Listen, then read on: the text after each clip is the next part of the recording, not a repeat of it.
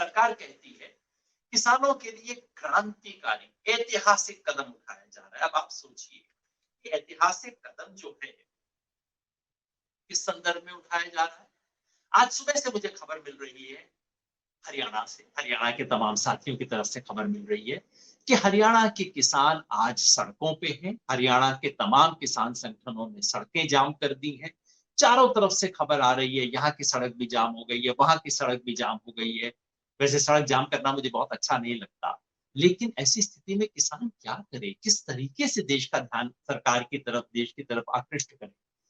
तो संसद में, राज्यसभा में संडे के दिन विशेष तौर पे खोल के चर्चा हो रही है ताकि इस बिल को पास करवाया जाए।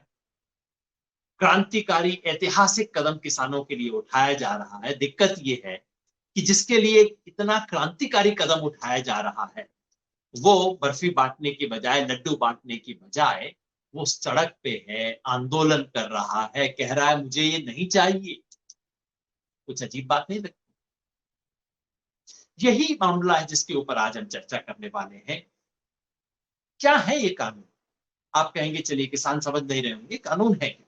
मैं आपको 1 मिनट में बता दूं ये 3 कानून क्या है। 3 कानून है जो कि ऑर्डिनेंस के रूप में अब आए थे और अब तीनों को एक साथ एक पैकेज के रूप में एक झटके में पास किया जा रहा है। इन 3 कानून में 2 कानून है जिसपे थोड़ा कम कंट्रोवर्सी है, यानी कि लोगों को लगता है कि इमीडिएटली आज खर्चा, इस पे खतरा कम है।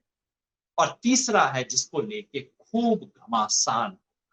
मैं तीनों के बारे में आपको, पहला कानून ये है एसेंशियल कमोडिटीज अमेंडमेंट एक्ट। ये इसको सरकार का, ये सरकारी नाम है, ये पुराना एक्ट होता है भारत सरकार का, एसेंशियल कमोडिटीज एक्ट 1955 का। सरकार उसमें अमेंडमेंट कर, साधारण भाषा में कहें तो इसका नाम ये होना चाहिए stock limit removal act. Stocking पे जो लिमिट्स हैं उसको हटाने के लिए एक अमेंडमेंट, एक्ट नहीं है ये, एक अमेंडमेंट है जो भारत सरकार कर रही है। उस अमेंडमेंट का, पर मैं बताऊं इसका सही नाम क्या होना चाहिए। मैंने सबके सही नाम ढूंढ के रखे हुए। इसका सही नाम ये होना चाहिए जमाखोरी कालाबाजारी अनुमति कानून।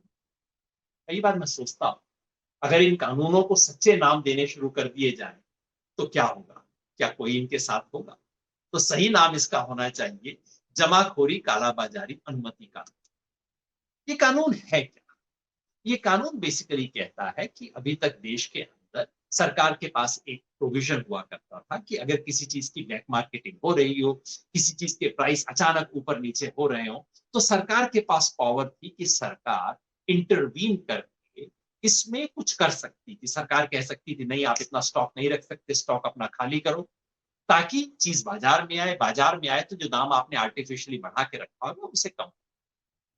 सरकार कहती है पुराने जमाने का कानून था जबकि हमारे पास खाद्य चीजों की कमी होती थी, अब इसकी जरूरत नहीं बची है।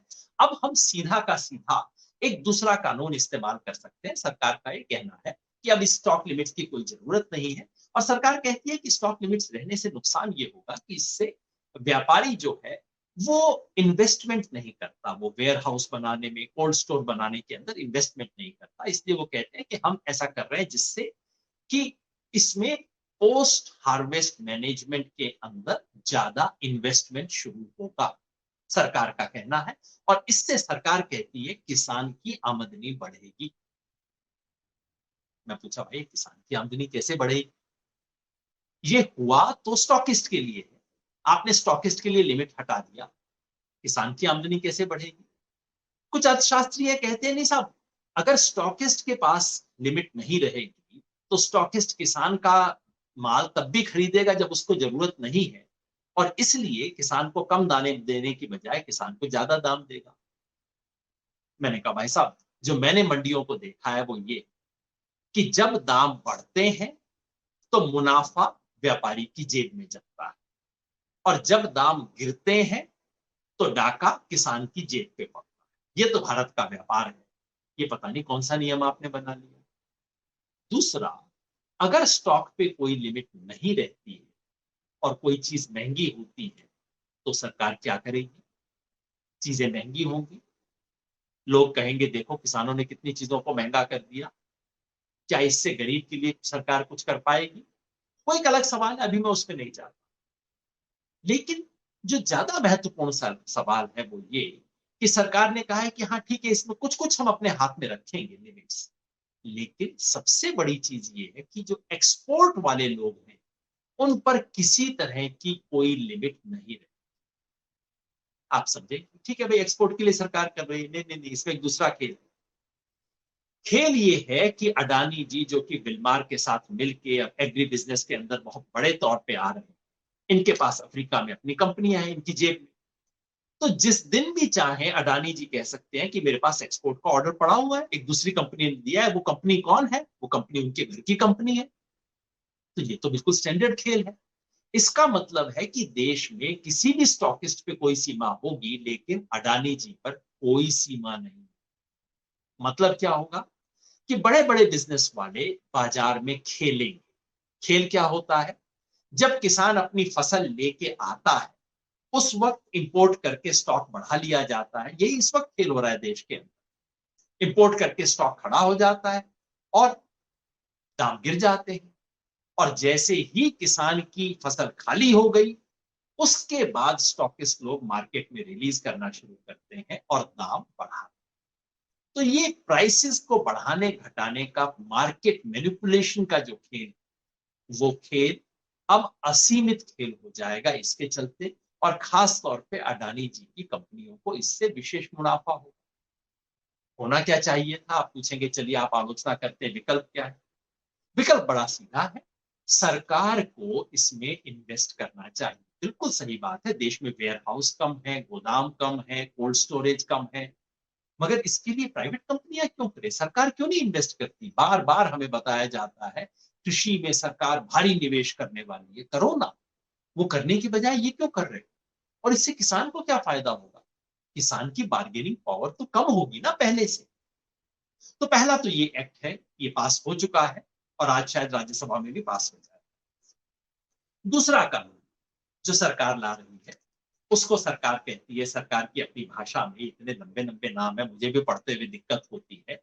नाम है the farmers empowerment and protection agreement on price assurance and farm services act. पढ़ के जुबान टेढ़ी हो जाती है। बड़ी साधारण भाषा में कहूं, सरकार के लोग खुद इससे स्वीकार करेंगे, ये कॉन्ट्रैक्ट फार्मिंग एक्ट। यानी कि किसान को कॉन्ट्रैक्ट फार्मिंग की परमिशन दी जा रही है। कंपनियां कॉन्ट्रैक्ट कर सकती है, किसानों को पहले भी ये परमिशन थी।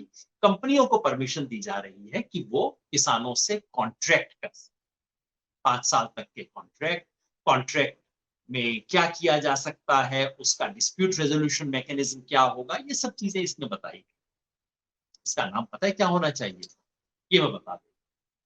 मेरे विचार से इसका नाम होना चाहिए था बंधुआ किसान कानून। क्योंकि अगर ये कानून लागू हो जाते हैं जिस तरह से होंगे, तो किसान तो बंधुआ हो जाएगा, बंधुआ मजदूर जैसी किसान की स्थिति हो जाएगी। क्यों? क्योंकि कॉन्ट्रैक्ट दो बराबर की पार्टीज के अंदर होते हैं। जहां एक पार्टी के पास दिल्ली से लेके लंदन तक वकील करने की क्षमता है और दूसरा किसी वकील के दरवाजे पे नहीं फटक सकता, डरता है, बैंक मैनेजर को माई बाप करके हाथ जोड़ के बात करता है, ये दोनों बराबरी का कॉन्ट्रैक्ट कैसे करेंगे? ये जो सारा सिस्टम है, हालांकि इसके अंदर इमीडिएटली कुछ होने वाला नहीं है और इसलिए मैं इस पर बहुत लंबी चर्चा नहीं कर रहा हूं। लेकिन दो अनइवन पार्टीज के अंदर कॉन्ट्रैक्ट करना जो है, वो कैसे न्याय संगत हो सकता है? और अगर दोनों में डिस्प्यूट होगा तो क्या होगा? ये कानून कहता है कि अगर दोनों में डिस्प्यूट हो गया तो पहले एसडीएम के पास मामला जाएगा, उसके बाद डीएम यानी कि कलेक्टर के पास जाएगा, और उसके बाद मिनिस्ट्री ऑफ एग्रीकल्चर के ज्वाइंट सेक्रेटरी के पास रेजोल्यूशन के लिए। कोई गांव में रहा हो, देखा हो, तो आपको पता होगा एसडीएम तक पहुंचना एक साधारण किसान के लिए असंभव चीज होती है। वो थानेदार तक नहीं पहुंच पाता, कहता है भाई साहब मेरे साथ चलो, जरा थाने में जाना है, थानेदार बाबू से बात करनी है, इंस्पेक्टर साहब ने ये कह दिया है, थानेदार ने कह दिया, एसएचओ साहब ने कह दिया। वो एसडीएम के पास जाएगा, कैसे डिस्प्यूट रेजोल्यूशन हो? जैसे मैंने कहा, ये कानून फिर किसानों के लिए नहीं बना, कानून बना है कंपनियों के लिए। और अभी तक भारत में जहां जहां कंपनियों से कॉन्ट्रैक्ट का अनुभव रहा है, वो बहुत बुरा रहा। पेप्सी ने टमाटर के किसानों के साथ किया था, गुजरात के अंदर आलू के किसानों के साथ हुआ है। और कंपनियों ने किसानों पे करोड़ों रुपए के दावे ठोक दिए कि आपने हमारे कॉन्ट्रैक्ट को वायलेट किया, आप पे 2 करोड़ का मुकदमा। किसान बेचारे को पता ही नहीं क्यों अंगूठा लगा के कह चुका है कि हाँ मैं तो फला चीज की कमिटमेंट करता हूँ, फला चीज की कमिटमेंट करता हूँ। ये होने की संभावना है, ये होने का डर, ये दूसरा कारण। जैसे मैंने कहा, असली बवाल जो है इन दो कानूनों के बारे में नहीं, असली बवाल हुआ है तीसरे कानून के बारे में। और वो तीसरा कानून है एपीएमसी के बारे में। ये एपीएमसी और एमएसपी शब्द बार बार आएंगे और हमें से कई साथियों को पता नहीं होगा, इसलिए मैं थोड़ा एक्सप्लेन कर दूं। ये एपीएमसी होती है एग्रीकल्चर प्रोड्यूस मार्केट कोऑपरेटिव, यानी कि किसान अपनी फसल जो बेचता है अनाज मंडी, लेकिन वो अनाज मंडी सिर्फ मंडी नहीं, वो पूरी व्यवस्था है जिसके अधिकारी हैं, जिसके पूरी एक इलेक्टेड बॉडी होती है, जहां किसान अपनी फसल को बेचने आता है, अनाज को, कई जगह पे फलों को भी बेचने आता है। ये एपीएमसी कहलाता है। और ये एमएसपी क्या है? ये एमएसपी एक प्राइस है जो कि सरकार डिक्लेयर करती है, सबके लिए नहीं, फिलहाल 23 फसलों के लिए डिक्लेयर कर रही है, मिनिमम सपोर्ट प्राइस। तो सरकार अपनी तरफ से किसान को कहती है कि भाई कम से कम इतना दाम तो आपको मिलना चाहिए, जैसे मार्केट के अंदर होता है ना एमआरपी, मैक्सिमम रिटेल प्राइस, कि आप इससे ज्यादा पे बेच नहीं सकते। किसान के लिए है, इससे कम में आपकी फसल खरीदी नहीं जानी चाहिए। अब इसका खेल, ये जो तीसरा एक्ट है जिसे सरकार कह रही है, उम्मीद आप देख पा रहे होंगे, सरकार कहती है, इस तीसरे कानून के लिए सरकार का शब्द है, फिर बहुत लंबा सा है, पढ़ना पड़ेगा मुझे। The farmers produce trade and commerce promotion and facilitation act 2020, साधारण तरीके से कहें तो एपीएमसी बाईपास एक्ट। एपीएमसी को बाईपास करने के लिए एक्ट बना है, उम्मीद है आप देख पा रहे होंगे। ये एपीएमसी को बाईपास करने के लिए एक्ट बना है, जिसमें सरकार कह रही है कि एपीएमसी के बाहर भी खरीद फरोख्त। मेरे विचार से इसका क्या नाम होना चाहिए? मैं इसका बड़ा साधारण नाम देता हूं, ये है मंडी तोड़ो एमएसपी छोड़ो कानून। बताइए, अगर ये कानून को नाम दे दिया जाए तो कोई देखेगा इस कानून? कानून कहता क्या है? ये कानून कहता है, सरकार इसके पक्ष में कहती है कि भाई जो आजकल एपीएमसी है इसके अंदर बड़ी गड़बड़ी चल रही है, इसमें पॉलिटिक्स चल रही है, किसान का शोषण भी होता है, इसके अंदर भ्रष्टाचार भी होता है, ये सारी बातें सही। तो सरकार कहती है इसलिए हम एपीएमसी के बराबर, एपीएमसी के parallel private trading zone create करेंगे, यानी कि प्राइवेट मंडी भी बनाई जा सके। इससे कंपटीशन बढ़ेगा, इससे एपीएमसी भी ठीक हो जाएंगी, क्योंकि कंपटीशन होगा तो उन्हें भी कुछ करना पड़ेगा, और इससे फायदा ये होगा कि किसान को बेहतर दाम मिल सकेगा। सुनने में कितनी सुंदर बात लगती है, लेकिन सच्चाई क्या है? सच्चाई ये है कि जहां किसान को एक तरफा, किसान जिस मंडी के अंदर बेचता है एपीएमसी, एपीएमसी में टैक्स लगता है, एपीएमसी में फीस लगती है, और बाहर प्राइवेट मंडी में ना टैक्स लगेगा ना फीस लगेगी। अब आप सोचो क्या होगा? कोई अपनी फसल एपीएमसी में क्यों बेचने जाएगा भाई? अंदर व्यापारियों का रजिस्ट्रेशन होगा, बाहर व्यापारी का रजिस्ट्रेशन नहीं होगा। अंदर व्यापारी को अपनी हर खरीद फरोख्त को रिकॉर्ड करना पड़ेगा, बाहर रिकॉर्ड नहीं करना पड़ेगा। तो फर्क ये नहीं है कि किसान को पहले एक आजादी थी और अब तो आजाद नहीं थी और अब आजादी मिल गई है। फर्क ये है कि पहले की व्यवस्था रेगुलेटेड मंडी, उसकी जगह अब अनरेगुलेटेड मंडी की जा रही है। फर्क दोनों में ही। सरकार कहती है, प्रधानमंत्री खुद कहते हैं, लाल किले से कहते हैं कि भाई हमने किसान को आजादी दी, ऐसी आजादी जो किसान के पास आज तक उपलब्ध नहीं। मैं पूछना चाहता हूं, और मैंने बार बार बीजेपी के प्रवक्ताओं से, सरकार के प्रतिनिधियों से, अफसरों से पूछा है कि भाई आप मेरे को एक कानून दिखा दो, इस देश का कोई कानून दिखा दो जो कहता हो कि किसान अपनी फसल चाहे तो मंडी के बाहर नहीं बेच सकता। बिल्कुल बेच सकता है। तो कौन सी आजादी आप दे रहे हो? ये आजादी तो है। अगर आज मैं अपनी फसल जाके कलकत्ता बेचना चाहूं, मुझे आजादी है। आजादी किसे नहीं थी? व्यापारी को नहीं थी, आड़ती को नहीं थी, ट्रेडर को नहीं थी, बिजनेस को नहीं थी। उनको आजादी दी, आजादी नहीं, उनको छुट्टा छोड़ दिया गया। इसका परिणाम क्या होगा? परिणाम ये होगा कि एपीएमसी बैठ जाए। क्यों बैठ जाएंगे, मैंने आपको समझा दिया कि अगर किसान के पास ये विकल्प है, अगर किसान को लगता है कि भाई मंडी के अंदर बेचूंगा तो मुझे 4.5-5-6% टैक्स लग जाएगा, वही आड़तिया मंडी के बाहर बैठ जाएगा अपना ट्रैक्टर ट्रॉली लेके, कहेगा तू मेरे को यहाँ पे बेच दे, तेरे को 1 पैसा टैक्स नहीं लगेगा। तो किसान वहां बेच देगा। किसान को क्या पता, इससे एपीएमसी बैठ जाएगी। 1 साल 2 साल, पहले साल ये भी हो सकता है किसान को लगे कि भाई फायदा हो गया, देखो मेरे को तो इससे, लेकिन 1 साल 2 साल के बाद क्या होगा, एपीएमसी बैठ जाएगी। सरकार कह रही है कि हम तो एपीएमसी को तोड़ नहीं रहे हैं। मैं कहता हूं भाई, चीजों को ऐसे ही तो तोड़ा जाता है। सरकारी स्कूल को जब खत्म करना होता है तो क्या किया जाता है, प्राइवेट स्कूल बन जाता है। सरकार कहती है नहीं नहीं, आप दोनों में से जिसमें मर्जी चाहे चले जाइए, बस सरकारी स्कूल के अंदर टीचर आना बंद हो जाता है, पढ़ाई नहीं होती है, तो लोग प्राइवेट स्कूल के अंदर डाल देते हैं। पोस्टल डिपार्टमेंट पहले सारी पोस्ट किया करता था, फिर कहा नहीं नहीं कुरियर भी खोल देते हैं, और आज कोई नहीं जाता पोस्टल डिपार्टमेंट, सारा काम कुरियर से होना शुरू हो गया। इसी तरह से सरकारी व्यवस्था को खत्म किया जाता है।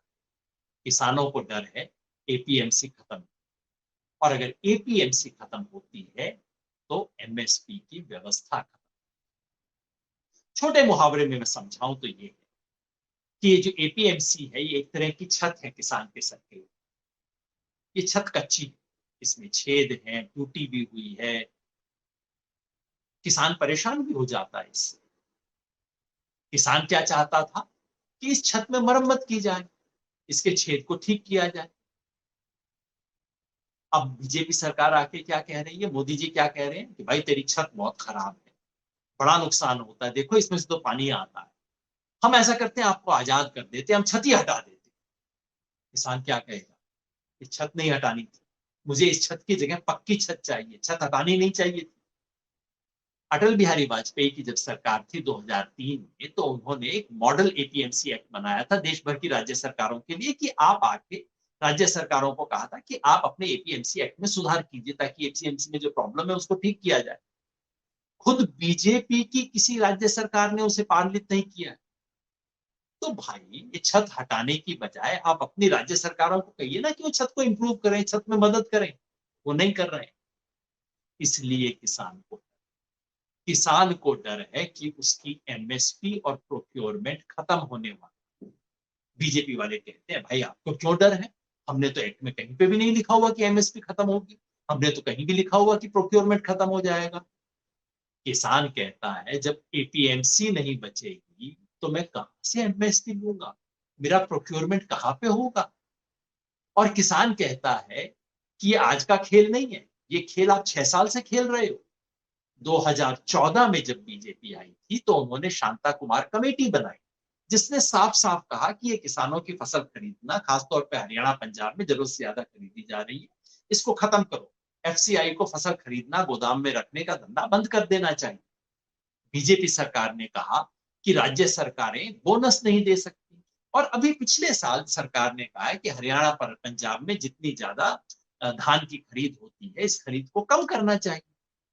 इसलिए डरा, तो दिमाग नहीं खराब हुआ किसान का, किसान इसलिए डरा हुआ। और इसलिए किसान कहता है, बड़ी साधारण बात कहता है कि आप ऐसा क्यों नहीं करते। अगर आपकी नीयत ठीक है, अगर हमारे देश के प्रधानमंत्री जो बात कहते हैं सच है, हमारे देश के जो कृषि मंत्री हैं जो आश्वासन दे रहे हैं सच है, तो आप कानून में लिख दो ना, कॉन्ट्रैक्ट फार्मिंग की एक्ट में लिख दो कि कंपनी किसान से जो भी कॉन्ट्रैक्ट करेगी वो एमएसपी से नीचे की कीमत पे नहीं हो सकता। और आप इस एपीएमसी बाईपास एक्ट में लिख दो कि एपीएमसी के बाहर व्यापार हो सकता है, लेकिन वो एमएसपी से नीचे के दाम पे नहीं हो सकता। अगर एमएसपी के नीचे के दाम पे होगा तो वो स्वीकार्य नहीं। ये दोनों बात आप कह दो तो अपने आप सब कुछ ठीक हो जाएगा। वो नहीं माने, सरकार और कुछ भी कहेगी, ये मानने को तैयार बिल्कुल नहीं है सरकार, और इससे कलई हुई। किसान यही कहते हैं। और मैं पूछता हूं सरकार से, बड़ी साधारण सी बात, आप एमएसपी को कानूनी दर्जा क्यों नहीं देते।